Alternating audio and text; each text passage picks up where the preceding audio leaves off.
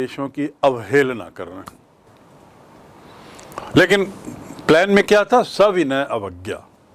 Gandhi had 4 protracted interviews. Gandhi के 4 बड़े लंबे दौर चले वार्ता के। प्रोट्रैक्टेड मतलब लंबे,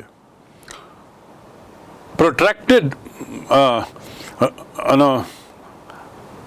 सिस्टम, लंबा चलने वाला। तो किनके साथ दौर चले? ये लेफ्टिनेंट गवर्नर मिस्टर गेट के साथ, who as a result appointed an official commission of inquiry. और इन 4 दौर का परिणाम क्या हुआ? एज ए रिजल्ट मतलब के परिणाम स्वरूप, इस 4 लंबे दौर की बातचीत के वार्ता के परिणाम स्वरूप लेफ्टिनेंट गवर्नर ने एक इंक्वायरी कमेटी बैठाई, कमीशन ऑफ इंक्वायरी। किस लिए? उसका उद्देश्य क्या था? Into the indigo cropper situation. Indigo नील की खेती करने वालों की जो स्थिति थी उसको लेकर एक समिति बनाई, उनकी समस्याओं का अध्ययन करने के लिए।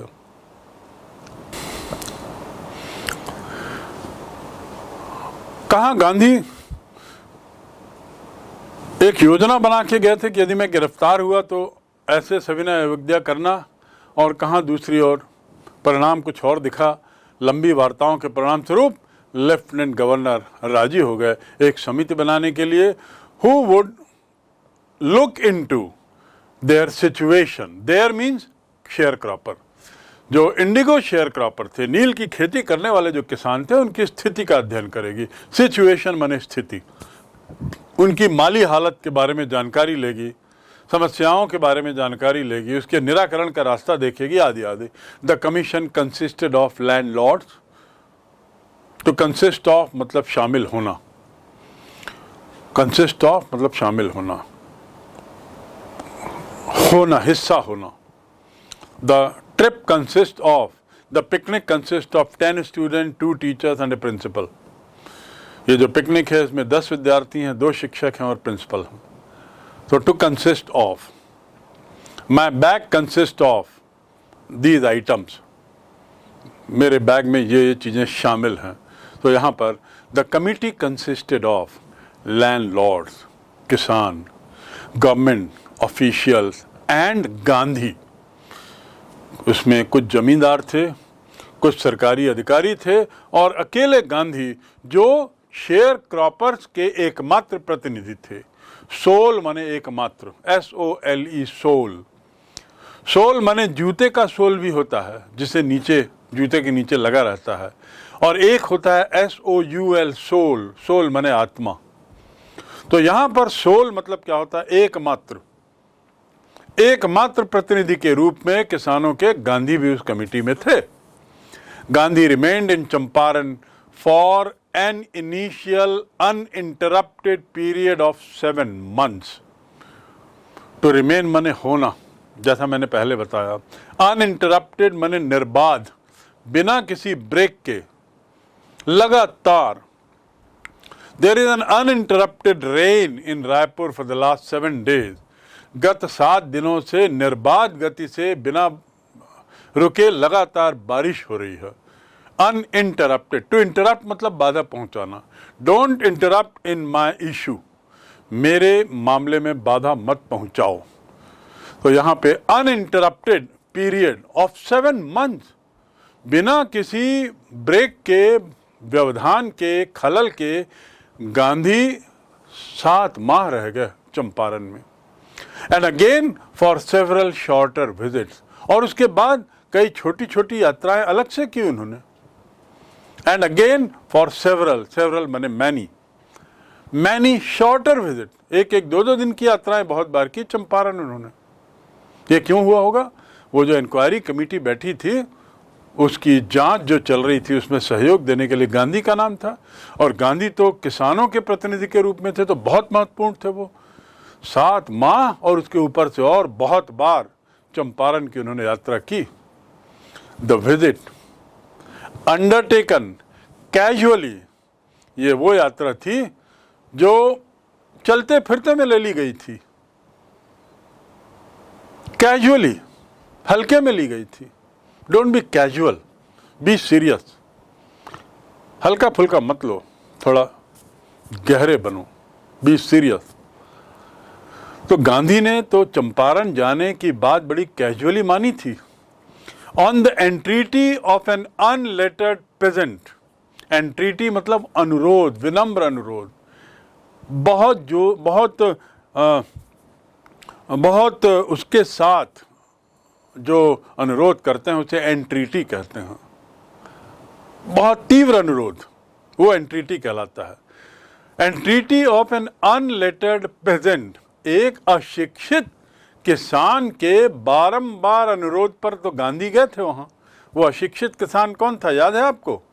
राजकुमार शुक्ला, जिसका नाम पूर्व में आया है। In the expectation that it would last a few days, expectation मतलब उम्मीद, लास्ट मतलब आखिरी नहीं, टू लास्ट मतलब तक रहना।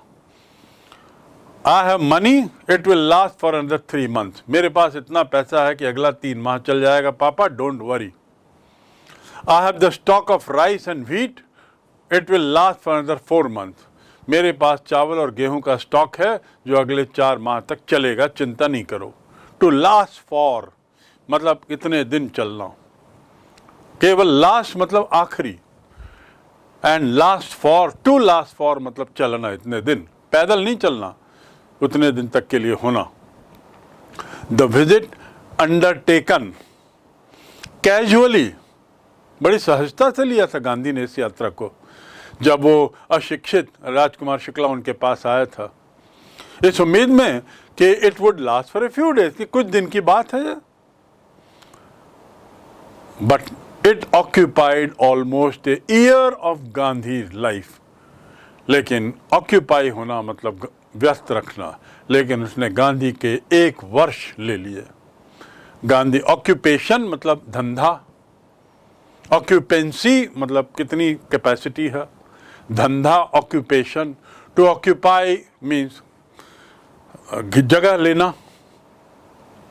The thought of my parents illness has occupied my mind, मेरे पेरेंट्स की बीमारी ने मेरा दिमाग ले लिया है, मेरे दिमाग में जगह ले ली, अर्थात मैं सोच रहा हूँ उनके बारे में, सोच रहा हूँ उनकी बीमारी के बारे में सोच रहा हूँ। So here it would last a few days, Gandhi thought, Gandhi को लगा कि कुछ दिन होगा। ये बार बार बेचारा शुक्ला बोल रहा है और मेरे साथ साथ सब जगह गया है, इस उम्मीद में कि मैं उसको हाँ बोलूँगा, चलो चलता हूँ, कुछ दिन का मामला है, वापस आ जाऊँगा। लेकिन लुई फिशर कहते हैं it occupied almost a year of Gandhi life, वहाँ तो लगभग 12 माह लग गए। द ऑफिशियल इंक्वायरी, जो कमीशन बना था, assembled a crushing mountain of evidences against the big planters. assemble करना मतलब इकट्ठा करना, उसी से बना असेंबली। जो इंक्वायरी कमेटी थी उसने माउंटेन ऑफ एविडेंस इकट्ठा किया। एविडेंस मतलब उदाहरण, माउंटेन उदाहरणों का पहाड़। एविडेंस मतलब उदाहरण नहीं, एविडेंस का मतलब होता है क्या बोलेंगे यार, साक्ष्य। साक्ष्य, एविडेंस का मतलब होता है साक्ष्य। तो उन्होंने बहुत सारे साक्ष्य इकट्ठे कर लिए। किनके खिलाफ? Against the big planters. Indigo plantation, नील की खेती में जो बड़े बड़े प्लांटर्स इन्वॉल्व थे उनके खिलाफ, उनके अत्याचार के खिलाफ। And when they saw this, they agreed in principle to make refund to the peasants. और जब they means what? Planter, Indigo से संबंधित जो प्लांटर थे, उन्होंने जब देखा कि इतने सारे साक्ष्य इन किसानों ने इस इंक्वायरी कमीशन को उनके खिलाफ दिए हैं, तो घबरा गए। Mountain of evidence. And when they saw this they agreed, वो राजी हो गए। किस बात पे राजी हो गए? उसूलन, इन प्रिंसिपल मतलब उसूलन, सिद्धांत स्वरूप। यहां देखिए प्रिंसिपल की स्पेलिंग देख लीजिए, और स्कूल के प्रिंसिपल की स्पेलिंग अलग होती है। खुद आप देखें उसकी स्पेलिंग क्या है। और ये प्रिंसिपल की स्पेलिंग है सिद्धांत, इसका मीनिंग है सिद्धांत। तो सिद्धांततः ये इंडिगो प्लांटर्स जो थे, जो इंडिगो की खेती करवाते थे, वो उसूलन इस बात पे राजी हो गए कि हम किसानों को उनका पैसा वापस कर देंगे। आखिर सारा आरोप पैसों का ही तो था। गलत तरीके से पैसा जो किसानों से लिया जा रहा था, 15% शेयर और भी कई गड़बड़ियाँ थी, हम इन्हें वापस कर देंगे। इस बात पर एक तैयार हो गए। कौन? Indigo planters. But how much must we pay? हम कितना दें? ये उन्होंने गांधी से पूछा कि ठीक है भाई, सिद्धांततः हम तैयार हैं, लेकिन हम कितना इनको दें? पूरा पैसा वापस करें? कितना वापस करें? They thought he would demand repayment in full of the money which they had illegally and deceitfully extorted. To extort मतलब किसी से निकलवाना। Extortion मतलब क्या होता है? वसूली करना।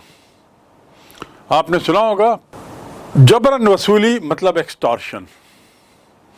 बदमाश लोग करते हैं कई बार, राहगीरों से जबरदस्ती वसूली करते हैं, जिसका कोई उद्देश्य नहीं, केवल पैसा लेना और दूसरे के पैसे पे ऐशो आराम करना। सो यहाँ पर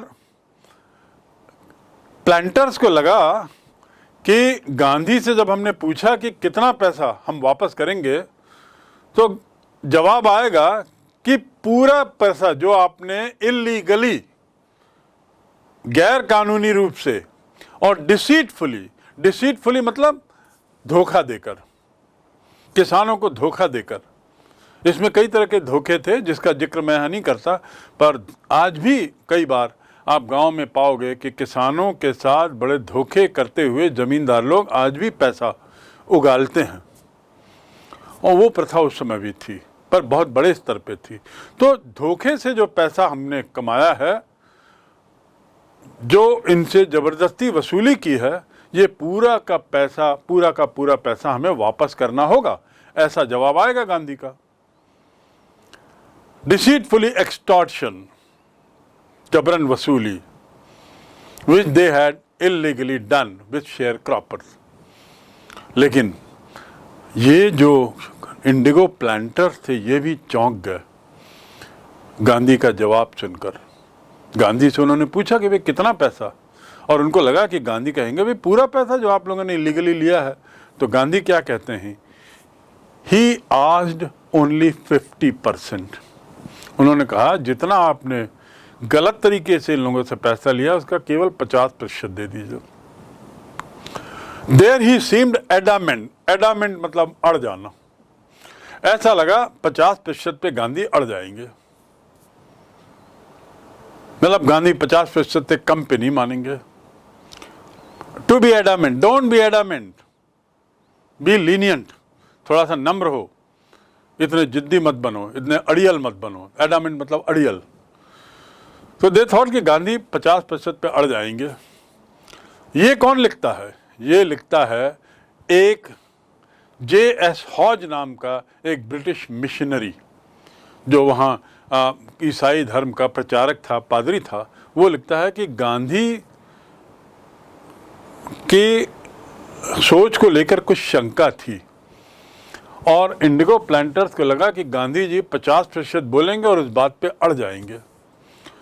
सो राइट्स रेवरेंड J.S. हॉज, ए ब्रिटिश मिशनरी इन चंपारण। मिशनरी जैसा मैंने बताया, फादर, पादरी, ईसाई धर्म का प्रचारक जो वहाँ रहता था, वो भी इस घटनाक्रम को देख रहा था। उसका नाम था J.Z. हॉज। रेवरेंड मतलब आदरणीय। क्रिश्चियनिटी में जैसे हमारे हिंदी धर्म में संत बोलते हैं, इस्लाम धर्म में मौलवी बोलते हैं, ऐसे क्रिश्चियन धर्म में रेवरेंड फादर बोलते हैं। तो रेवरेंड फादर हॉज ने लिखा है कि ऐसा लगा कि गांधी जड़ जाएंगे 50 पे। Who observed entire episode at close range. Episode मतलब घटनाक्रम, ऑब्जर्व माने देखना, क्लोज रेंज मतलब निकट से जिसने पूरे घटनाक्रम को देखा था। पूरा घटनाक्रम, चंपारण में गांधी का आना, फिर किसानों का आना, फिर न्यायालय के बाद एलिफेंट से पकड़ के लाना, और ये सब पूरा घटनाक्रम जो बड़े निकटता से वो फादर देख रहे थे, उसको लगा कि गांधी जी 50 पड़ जाएंगे, thinking probably that he would not give way. To give way मतलब बात मान लेना। गिव और वे दोनों के अलग अलग अर्थ हैं, लेकिन टू गिव वे मतलब बात मान लेना। आई गेव वे, फाइनली मैं बात मान गया। That Gandhi would not give way, Gandhi बात नहीं मानेंगे। The representative of the planters offered to refund to the extent of 25%। जो प्लांटर्स के जो प्रतिनिधि थे उन्होंने कहा 25% हम आपको दे देंगे, वापस कर देंगे, और ये मानते हुए कहा कि गांधी जी उनकी बात नहीं मानेंगे। That Gandhi would not give way, उन्होंने 25 कहा, और लगा उनको कि शायद ये गांधी 50 बोलेंगे, हम 25 बोलेंगे तो 50 पे फाइनली बात तय होगी। तो Gandhi would not give way, इस शंका के साथ उन्होंने कहा कि we will refund to the extent of 25%। And to his amazement, और जो रिप्रेजेंटेटिव थे उसको बड़ा आश्चर्य हुआ जब Gandhi took him at his word, जब गांधी ने उसकी बात मान ली। Gandhi took him at his word मतलब शब्द ब शब्द उस गांधी ने उसकी बात स्वीकार कर ली। I take you by word, मैं तुम्हारी पूरी बात स्वीकार करता हूं। देखिए कितना बढ़िया उपयोग है। To take someone by word मतलब पूर्ण रूप से स्वीकारना। तो Gandhi took him by word, thus breaking the deadlock. Deadlock मतलब एक ऐसा जहां जिससे आगे कुछ रास्ता ना दिखे। तो गांधी ने बड़े आश्चर्यजनक तरीके से, अमेजमेंट, टू बी अमेज्ड मतलब आश्चर्यचकित हो जाना, बड़े आश्चर्यजनक तरीके से गांधी ने उनकी बात शब्द ब शब्द स्वीकार कर ली। कौन सी बात? कि 25% हम रिफंड करें। वो तो ये सोच के गए थे हम 25 बोलेंगे, गांधी 50 मानेंगे और 50 पे अड़ जाएंगे। यहाँ गांधी ने एक बार में उनकी बात, उनका अनुरोध स्वीकार किया और बोले ठीक है 25% दे दो। अब आपको लग रहा होगा ये क्यों हुआ ऐसा, गांधी क्यों इस बात मान गए, और वो भी 25%। इतना बड़ा आंदोलन किया, पूरा पैसा लेना था, गलत पैसा तो पूरा पैसा दें। लेकिन इसके पीछे भी गांधी की एक सोच थी। ऐसी ही सोच ने उन्हें किसानों का मसीहा बनाया, ऐसी ही सोच ने उन्हें वकीलों का मसीहा बनाया, ऐसी ही सोच ने उन्हें अंग्रेज़ों के खिलाफ चंपारण में विजय दिलाई, और ऐसी ही सोच ने अब यहाँ पर जमींदारों को भी उनके पक्ष में कर दिया। अगले दिन के न्यायालय में पेश होने के आदेश मिलने के बाद गांधी रात भर जगे रहे। टू रिमेन माने रहना, अवेक मतलब जगे रहना। आई remained awake, I am awake मतलब मैं जगा हूं। ही रिमेन्ड स्लीपिंग, वह सोते रहा। बॉस के आने के बाद भी वह बैठे रहा।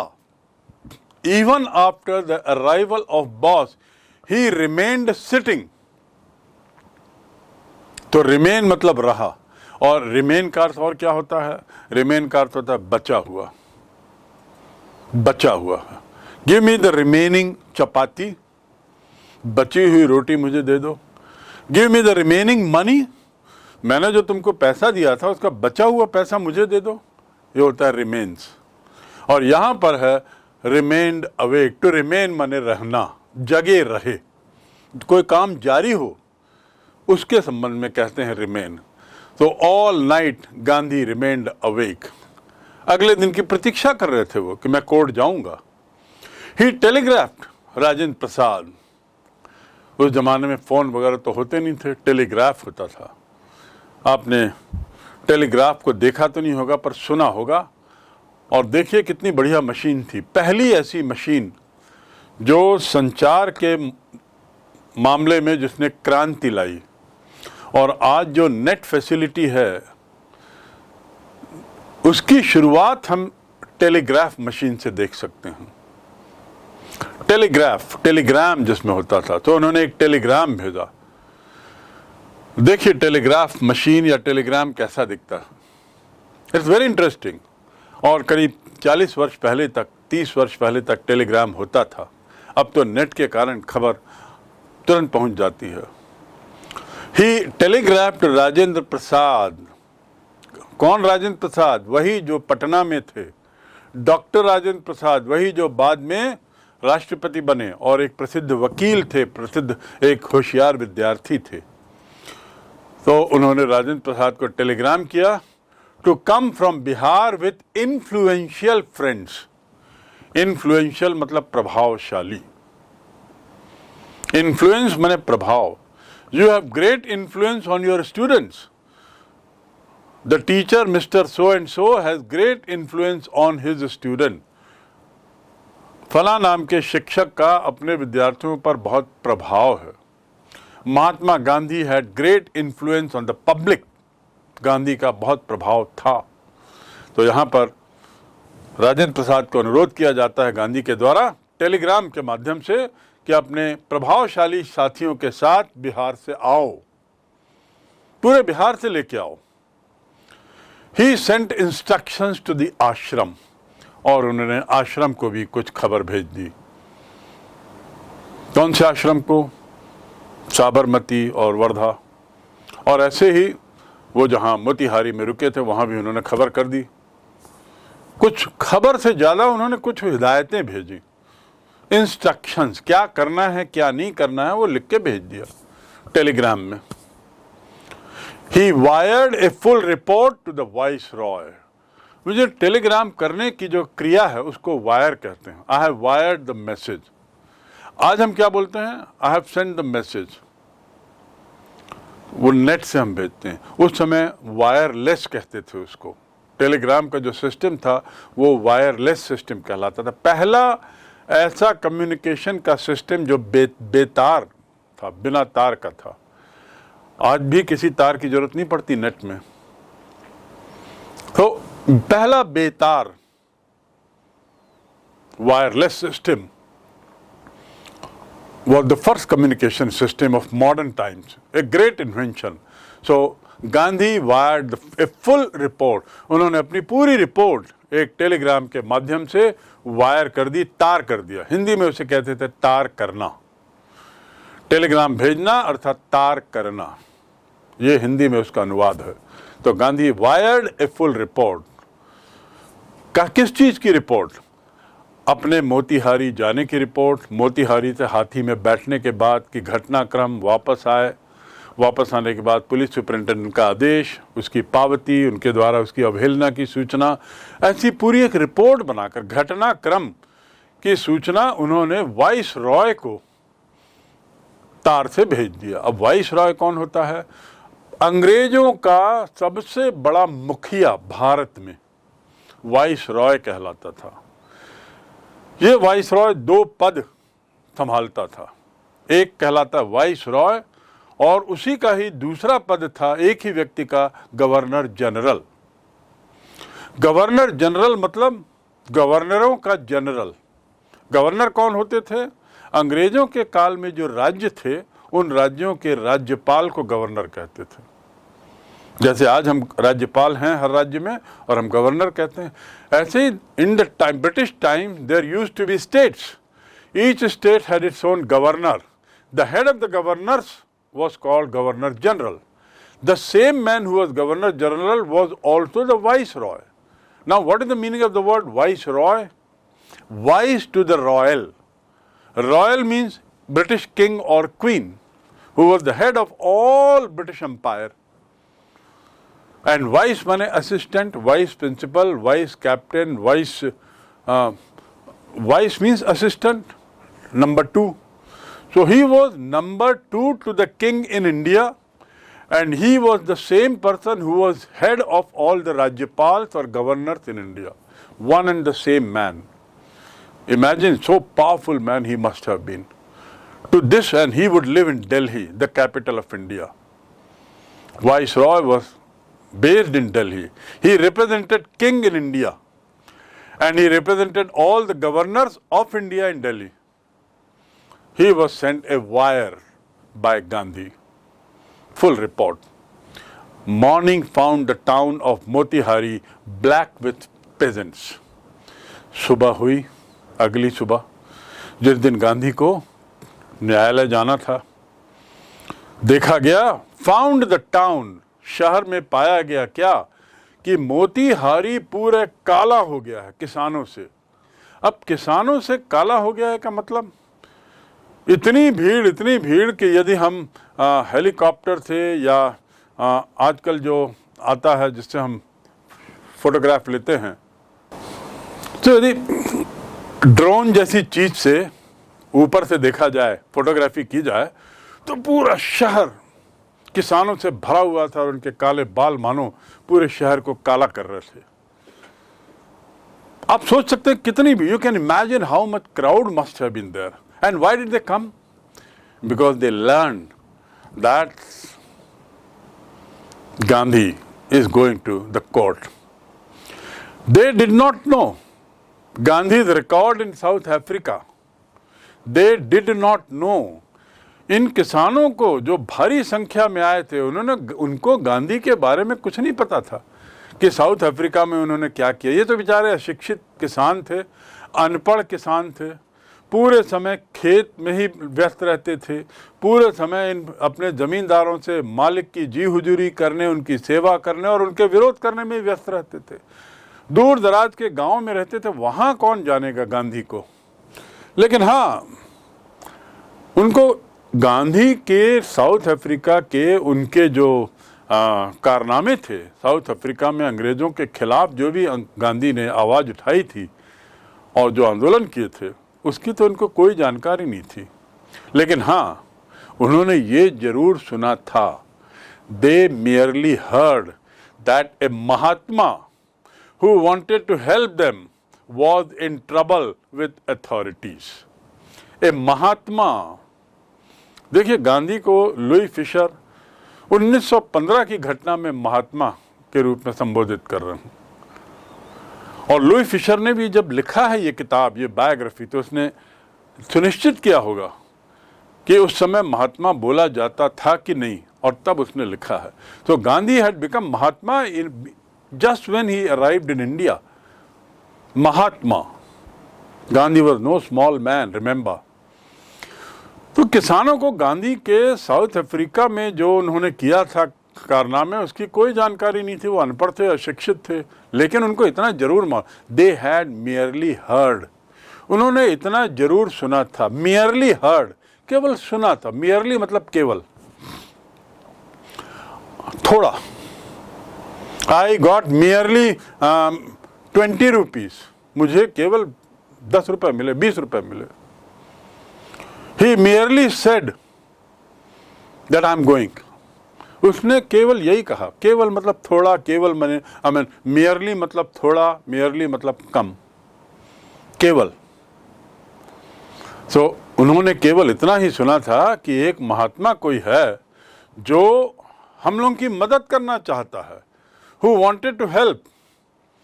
वो थोड़ी परेशानी में है अथॉरिटीज के साथ। अथॉरिटीज मतलब ब्रिटिश सत्ता, अंग्रेज सुपरिंटेंडेंट, अंग्रेज ऑफिसर, अंग्रेज कमिश्नर, अंग्रेज पुलिस, उनके साथ कुछ परेशानी में हैं। और ये वही महात्मा है जो हमारी मदद के लिए आया है, वो परेशानी में है, तो चलो मोतीहारी चलो।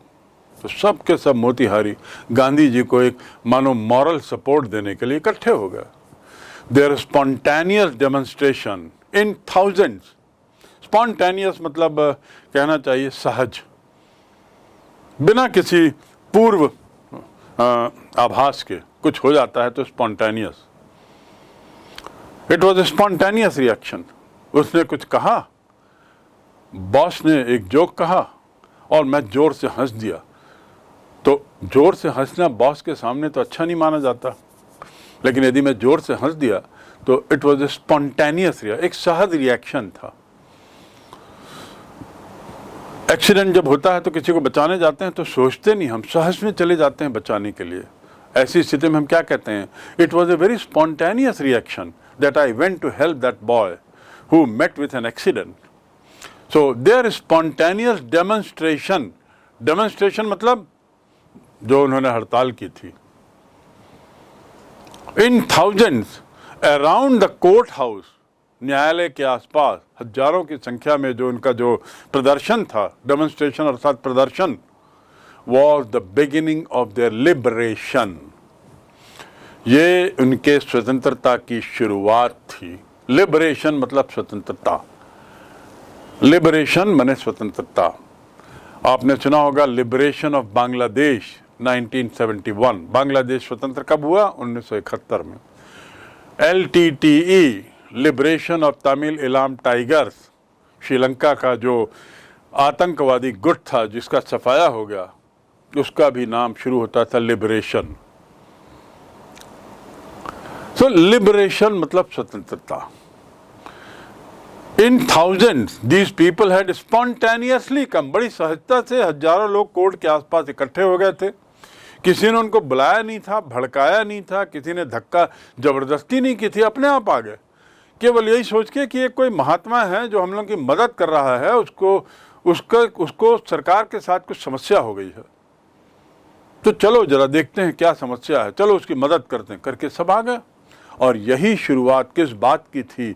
लुई फिशर कहते हैं दिस इंसिडेंट, दिस डेमोन्स्ट्रेशन, ये जो प्रदर्शन था, it was the beginning of their liberation. Their मतलब किसानों की स्वतंत्रता की शुरुआत यहीं से होती है. अब लिबरेशन, स्वतंत्रता किस चीज से स्वतंत्रता? क्या अंग्रेजों से स्वतंत्रता? नहीं, liberation from fear of the British, अंग्रेजों से भय मुक्ति की शुरुआत. ये जो घटना है ये एक बहुत बड़ा टर्निंग पॉइंट था, बहुत बड़ी ऐतिहासिक घटना है, क्योंकि यहां से शुरू होती है भारतीय किसानों की अंग्रेजों से भय मुक्त होने की शुरुआत. और आपको मैंने पूर्व में बताया था कि गांधी लगातार फियर, डर को हटाने की बात करते थे. डर किस बात का? निडर रहो, डरो नहीं. गलती की नहीं किए हो तो डर क्यों रहो? और डरने वाले लोग वही होते हैं जो या तो कायर हैं, गलती किए हुए हैं, अपराध किए हुए हैं, वही डरपोक हैं, जो हमने नहीं किया है. इस घटना से एक बदलाव आता है भारतीय स्वतंत्रता आंदोलन में. और भारत जो 1947 में स्वतंत्र हुआ, लिबरेट हुआ, उसकी शुरुआत लुई फिशर कहते हैं किसानों के मन से डर को मुक्त करने की शुरुआत ये चंपारण की घटना से हुई, जो बाद में बहुत बड़ी घटना बनी. अब देखिए मजा, गांधी ने किसानों को तो नहीं बुलाया था. हाँ, सूचना दे दी थी सरकार को कि मैं कल न्यायालय जाऊंगा और ये घटनाक्रम है, पर उन्होंने किसी को उकसाया नहीं था, प्रेरित नहीं किया था, आदेश नहीं दिया था कि आओ. हाँ, राजेंद्र प्रसाद को उन्होंने जरूर टेलीग्राम किया था कि अपने कुछ प्रभावशाली सहयोगियों के साथ आ जाना. लेकिन यहां तो हजारों की संख्या में किसान, तो गांधी पे आरोप नहीं लग सकता था कि आपने उनको बुलाया है, भीड़ भड़का रहे हो आप. द ऑफिशियल्स फेल्ट, तो क्या होता है, परिणाम क्या होता है? The officials felt powerless. जो अंग्रेज अधिकारी थे, अंग्रेजी सरकार में जो अधिकारी थे, वो अपने को असहाय पाने लगे, असहाय महसूस किया. क्या करें अब, ये भीड़ को कैसे हटाएं? और वो भी भीड़ जो शांत है. डंडा मारना मतलब इनको और उकसाना. इस भीड़ के आने का दोष किस पे दें? कुछ समझ में नहीं आया. अपने को असहाय महसूस किया और उनको लगा कि गांधी के सहयोग के बिना कुछ नहीं कर सकते.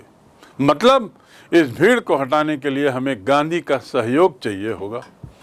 देखिए, गांधी के सहयोग की अपेक्षा अंग्रेज सरकार कर रही है. किस चीज के लिए सहयोग? इस भीड़ को हटाने के लिए. ये है ताकत शांति में, ये है ताकत अवज्ञा में. शांतिपूर्ण ढंग से विरोध करने की ताकत का ये बहुत बड़ा उदाहरण है. द ऑफिशियल्स फेल्ट पावरलेस, असहाय, विदाउट गांधीज कोऑपरेशन, बिना गांधी के सहयोग के अपने को वे असहाय महसूस करने लगे। जैसा मैंने बताया कि हजारों की संख्या में जो स्वफूर्त आए थे, सहज रूप से आए थे, स्पॉन्टेनियस, वॉलंटियर किया था जिन्होंने, स्वफूर्त, वो अंग्रेजों के भय से किसानों की मुक्ति की शुरुआत मान सकते हैं। एक ओर देखिए ये घटना, वहीं दूसरी ओर अंग्रेज असहज हो गए। किसान बड़े सहज थे, अब अंग्रेज असहज हो गए, समझ में नहीं आ रहा था क्या करें। So they now decided to take help from Gandhi. They took help from Gandhi, and Gandhi helped them regulate the crowd. और गांधी ने उन्हें व्यवस्था, भीड़ की व्यवस्था को बनाए रखने में उनकी मदद की। गांधी ने अंग्रेजों की मदद की, किस मामले में? भीड़ को व्यवस्थित रखने के लिए। भीड़ हिंसक ना हो, उग्र ना हो, और लॉ एंड ऑर्डर का प्रॉब्लम ना आ जाए, कानून व्यवस्था की समस्या ना आ जाए, इसमें अब गांधी मदद कर रहे हैं अंग्रेजों की। कितना बदलाव! ये है गांधी की ताकत, ये है अहिंसा की ताकत, ये है सच्चाई की ताकत। Well, he was polite and friendly. Gandhi बड़े विनम्र रहे और बड़े मैत्री भाव से रहे। भीड़ को नियंत्रित करने में, भीड़ को व्यवस्थित रखने में गांधी ने पूरी सहायता की। विनम्र बने रहे, ऐसा नहीं सहायता करते हुए उन्होंने अपना रौब झाड़ा और अंग्रेजों को महसूस कराया, देखो मैं कितना बड़ा साहब हूं कि इन लोगों को ये लोग मेरी बात सुनते हैं, आपके। ऐसा कुछ नहीं। गांधी विनम्र रहे। ही रिमेन्ड पोलाइट, विनम्र, पोलाइट मतलब विनम्र, एंड फ्रेंडली, और दोस्ताना अंदाज में रहे। अंग्रेज अधिकारी जो थे ये कानून के सेवक थे, और इन अधिकारियों का काम था कानून के अनुसार काम करना। तो कानून के अनुसार काम करना उनकी विवशता थी। इसलिए गांधी ने कहा इन पे नाराज मत हो, इनसे क्या दुश्मनी, ये लोग अपना काम कर रहे हैं, हम अपना काम करें। इन्होंने हमसे सहयोग मांगा, हम देते हैं सहयोग। So he was very polite and friendly. And he was giving them concrete proof of their might. अब गांधी उन्हें पक्का सबूत दे रहे थे उनकी शक्ति, जो अब तक भय पैदा करने वाली थी। dreaded यानी भय पैदा करने वाला। To dread, I dread that principal, मुझे इस प्राचार्य से बहुत डर लगता है। भय पैदा कर देते हैं वो प्राचार्य महोदय, बड़े डरा देते हैं, डरा के रखते हैं। आई ड्रेड स्विमिंग, मुझे स्विमिंग से बड़ा डर लगता है, तैराकी से बड़ा डर लगता है। So he was giving them concrete proof, ये उनको पक्का सबूत दे रहे थे गांधी। किस बात का? कि आपकी शक्ति जो अब तक भय पैदा करने वाली थी और अकाट्य थी, अनक्वेश्चन्ड, जिस पे कोई सवाल नहीं कर सकता था, it can be challenged by Indians, उसे भारतीय चुनौती दे सकते हैं।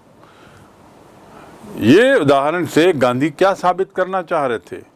इस घटनाक्रम से अंग्रेजों की मदद करके भीड़ को नियंत्रित करने में, और साथ ही अंग्रेजों को ये महसूस कराया कि मैंने नहीं बुलाया है, भीड़ अपने आप आई है। गांधी ये साबित करना चाह रहे थे, गांधी ये दिखाना चाह रहे थे अंग्रेजों को कि तुम्हारी जो शक्ति है, अंग्रेजों उनको सबूत देना चाह रहे थे कि जिस शक्ति की अपनी बात करते हो और महसूस कराते हो कि बड़ा ड्रेडेड है, भयानक हो आप लोग, आपसे कोई सवाल नहीं कर सकता, उसको वो चुनौती है ये भीड़। यहाँ हजारों लोग खड़े हो गए हैं आपसे सवाल करने के लिए, आपकी शक्ति कहाँ गई, इनको आप कुछ नहीं कर पा रहे हो। इनडायरेक्टली मन ही मन गांधी यही मैसेज अंग्रेजों को देना चाह रहे थे कि आप ये ना समझें, please do not think that you cannot be challenged, please do not think that Indians cannot challenge you. ये मत सोचिए कि भारतीय आपको चुनौती नहीं दे सकते। इस गलत फहमी में मत रहना मेरे मित्र। ऐसा गांधी अंग्रेजों को मानो कह रहे हूं। The government was baffled.